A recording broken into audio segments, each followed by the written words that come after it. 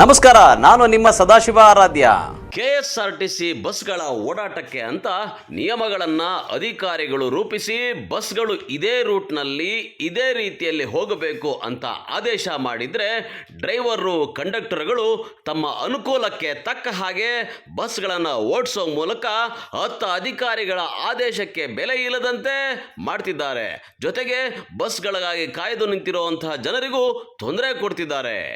ಹೌದು, ಇಲ್ಲಿ ನೋಡಿ, ಈ ಬಸ್ಸು ನಿಯಮಗಳ ಪ್ರಕಾರ ನಂದಿ ಕ್ರಾಸ್ ಫ್ಲೈಓವರ್ ಕೆಳಗಡೆ ಬೆಂಗಳೂರಿಗೆ ಹೋಗುವಂಥ ರಸ್ತೆಯಲ್ಲಿ ಬರಬೇಕಿತ್ತು.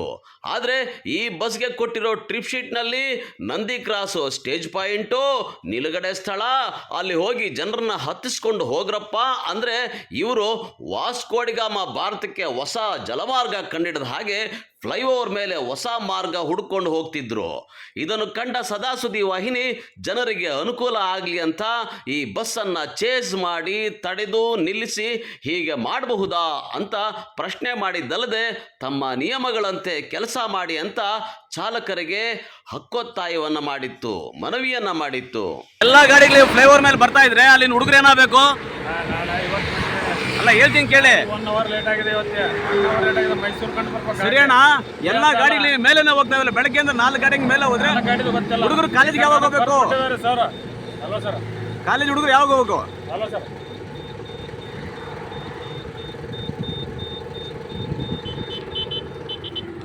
ಎಲ್ಲ ಮಕ್ಕಳು ಅಲ್ಲಣ್ಣ, ಮಕ್ಕಳು ದೇಶದ ಆಸ್ತಿ ಅಂತ ಹೇಳ್ತಾರೆ. ಹುಡುಗರು ಕಾಲೇಜ್ಗೆ ಹೋಗ್ಬೇಕಾಗಿರೋದು ನಿಮ್ಗೆ ಬಿಡ್ತಾ ಇದ್ರೆ ಮತ್ತೆ ಅವ್ರು ಹೇಳಿದಕ್ಕೆ ನಾವು ಮ್ಯಾಗ ಬಂದಿದ್ದೀವಿ. ಅವ್ರು ಅಲ್ಲಿ ಮತ್ತೆ ಆಕ್ಸಿಡೆಂಟ್ ಅಲ್ಲಿ ಬರೆದು ಕೊಟ್ಟಿದ್ದಾರೆ. ಹಾಂ, ಅವೆಲ್ಲ ಆಯ್ತು. ಅವ್ರು ಯಾರು ಫೋನ್ ಮಾಡೋಣ? ಯಾರು ನಿಮ್ಗೆ ಬರ್ಕೊಟ್ಟಿರೋ ಫೋನ್ ಮಾಡೋಣ. ಫೋನ್ ಹಚ್ಚ ಕೊಟ್ಟಿದ್ದೀನಿ. ಹೌದಾ?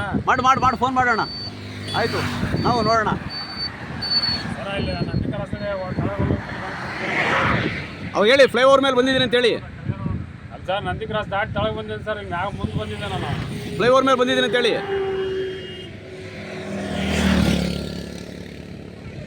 ನಾವು ಪ್ರಾಣನ ಸವಾಲಾಗಿ ಇಟ್ಕೊಂಡು ಕೊನೆಗೆ ನಿಮ್ಮನ್ನು ಚೇಸ್ ಮಾಡಿ ಬರಬೇಕಾ? ನೋಡೋಣ, ಹೇಳೋಣ ಏನಂತ ಬರ್ತಿದೆ. ನಂಗೆ ಅದು ಗೊತ್ತಾಗಲ್ಲ, ನೀನು ಹೇಳೋಣ. ನಂಗೆ ಅದು ಗೊತ್ತಾಗಲ್ಲ, ನೀನು ಹೇಳೋಣ. ದೇವನಹಳ್ಳಿ ಬೈಪಾಸ್, ದೇವನಹಳ್ಳಿ ಬೆಂಗಳೂರು ಬರ್ತಿದ್ರೆ. ಯಾರು ಬರ್ತಿದ್ದಾರು? ರಮೇಶ್. ಡ್ಯೂಟಿ ಹೆಸರು ಅವ್ರೇನವರು? ರಮೇಶ್ ಸರ್. ರಮೇಶ್ ಅವ್ರು ಏನವರು? ಅವ್ರು ATS. ಹೌದಾ? ಅವ್ರು ಅದನ್ನು ಬರ್ದಿದ್ದಾರೆ. ಅವ್ರನ್ನ ಸೇರಿಸಿ ನಾನು ದೂರು ಕೊಡ್ತೀನಿ ಅಣ್ಣ, ತೊಂದರೆ ಇಲ್ಲ, ಆಯ್ತಲ್ಲ? ಅವ್ರು ಫೋನ್ ಕೊಡಿ, ಫೋನಲ್ಲಿ ಮಾತಾಡಿ ಫಸ್ಟು. ಸರ್ ನೀವು ಬರೆದು ಕೊಟ್ಟಿದ್ದಕ್ಕಲ್ಲ ಸರ್, ನಾವು ಮ್ಯಾಗ ಬಂದಿದ್ದೇ ಇಲ್ಲ. ನಾ ಎಲ್ಲಿ ತಳ ಬರ್ತೀವಿ ಸರ್? ಅಲ್ಲ ಸರ್, ನೀವು ಹಿಂಗೆ ಅಂದ್ರೆ ಹೆಂಗೆ ಸರ್? ಮೊದಲೇ ಹೇಳ್ಬೇಕಾ? ಆಯ್ತು ಸರ್, ನಾಳೆಯಿಂದ ಬೇರೆ ನಾಟಕ ಮಾಡ್ತೀರಿ ನೀವು. ದಯವಿಟ್ಟು ಕೆಳಗಡೆ ಹೋಗ್ಬಿಟ್ಟು ಹುಡುಗರು ಕರ್ಕೊಂಬರೋಣ. ಅಲ್ಲಿ 15 ಜನ ವಿದ್ಯಾರ್ಥಿಗಳು ಕಾಯ್ತಾ ಇದ್ದಾರೆ. ಲೇಟ್ ಆದ್ರೆ ನಂಗೆ ಏನಾಗ್ಬೇಕು? ಗಾಡಿ ತೆಗಿ.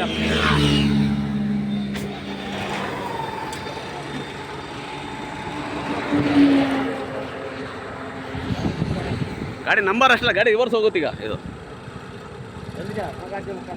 ವಾಪಸ್ ನಂದಿ ಕ್ರಾಸ್ಗೆ ಹೋಗ್ಬಿಟ್ಟು ಬರ್ತದೆ. ಹಾಂ ಹಾಂ,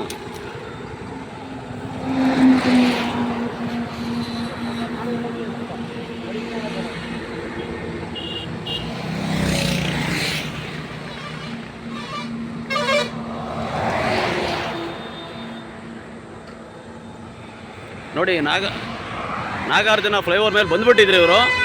ಮತ್ತು ಈಗ ಅವ್ರು ಹೇಳಿದ್ರು, ಇವ್ರು ಹೇಳಿದ್ರು ಅಂತೆಲ್ಲ ನೆಪಗಳು ಹೇಳಿದ್ರು.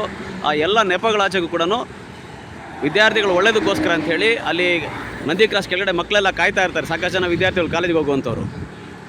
ಅವ್ರಿಗೋಸ್ಕರ ಅಂಥೇಳಿ ಹೋರಾಟ ಮಾಡಿ ಮತ್ತೆ ಈಗ ಈ ಬಸ್ಸನ್ನು ವಾಪಸ್ ಕೊಡೋಂಗೆ ಮತ್ತೆ ನಂದಿ ಕ್ರಾಸ್ ಹೋಗಿ ಪಿಕಪ್ ಮಾಡ್ಕೊಂಬರಂಗೆ ಹೇಳಿದ್ದೀನಿ.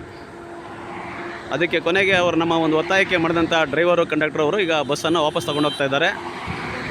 ನಂದಿ ಕ್ರಾಸ್ಗೆ ಹೋಗ್ಬಿಟ್ಟು ಅವ್ರು ಬರ್ತಾರೆ. ಡ್ಯೂಟಿ ಅವ್ರು ಕರೆಕ್ಟಾಗಿ ಮಾಡಲಿ ಅಂತ ಹೇಳ್ತಾರೆ ಅಷ್ಟೇ, ಏನಿಲ್ಲ ಇದರಲ್ಲಿ. ಗ್ರಾಮೀಣ ಜನರು ಎಲ್ಲರೂ ಈ ಸೌಲಭ್ಯ ಸಿಗಬೇಕು ಅಂತ ನಾವು ಅಂದ್ಕೊಂಡ್ರೆ ಇವ್ರು ಇಷ್ಟ ಬಂದಂಗೆಲ್ಲ ಗಾಡಿಗಳು ಓಡಿಸ್ತಾ ಇರ್ತಾರೆ.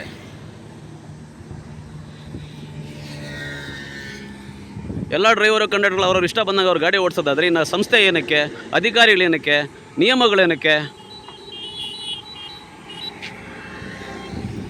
ಸುಮಾರು 4 ಕಿಲೋಮೀಟ್ರ್ ಈ ಗಾಡಿಯನ್ನು ಎಲ್ಲ 2 ಕಿಲೋಮೀಟ್ರ್, ಆ ಕಡೆ ಫ್ಲೈಓವರ್ ಎಂಡಿಂದ ಈ ಕಡೆ ಫ್ಲೈಓವರ್ ಎಂಡಿಂಗ್ವರೆಗೂ ಒಂದು 2 ಕಿಲೋಮೀಟ್ರ್ ಗಾಡಿಯನ್ನು ಚೇಸ್ ಮಾಡಿಕೊಂಡು ನಮ್ಮ ಇದರಲ್ಲಿ ಬಂದು ಈ ಗಾಡಿನ ಹಿಡಿದು ನಿಲ್ಲಿಸಿ ಈ ಥರ ಒಂದು ಒತ್ತಾಯ ಮಾಡೋಂಥ ಒಂದು ಪರಿಸ್ಥಿತಿಗೆ ನಮಗೆ ಒಂದು ಅನಿವಾರ್ಯತೆ ಬಂದು ಬಿದ್ದಿದೆ.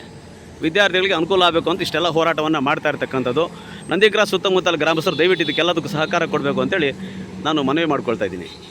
ಹೀಗೆ ಅಧಿಕಾರಿಗಳ ಜೊತೆ ಫೋನ್ನಲ್ಲಿ ಮಾತಾಡಿ ಜ್ಞಾನೋದಯ ಆದ ಮೇಲೆ ಬಂದ ದಾರಿಗೆ ಡೀಸೆಲ್ ಖರ್ಚೆ ಲಾಭ ಅಂತ ಪಾಪ ಈ ಚಾಲಕರು 5 ನಿಮಿಷ ಉಳಿಸೋಕೆ ಹೋಗಿ ಈಗ ಎಕ್ಸ್ಟ್ರಾ 10 ನಿಮಿಷಗಳನ್ನು ಕಳ್ಕೊಂಡು ಮತ್ತೆ ವಾಪಸ್ ನಂದಿ ಕ್ರಾಸ್ಗೆ ಹೋಗಿ ಅಲ್ಲಿದ್ದ ಜನರನ್ನ ಕರ್ಕೊಂಡು ತಮ್ಮ ಮಾಮೂಲಿ ರೂಟ್ನಲ್ಲಿ ಪ್ರಯಾಣ ಮುಂದುವರಿಸಿದ್ರು.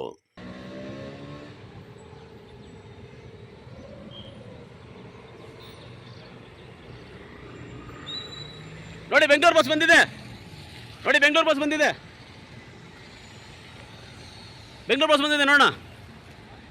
ಬೆಂಗಳೂರಿಗೆ ಹೋಗುತ್ತೆ ನೋಡ್ರಿ, ಬೆಂಗಳೂರು ದೇವನಹಳ್ಳಿಗೆ ಹೋಗ್ಬಿಟ್ಟು ಹೋಗಪ್ಪ ಹೊಸಕೋಟೆಗೆ.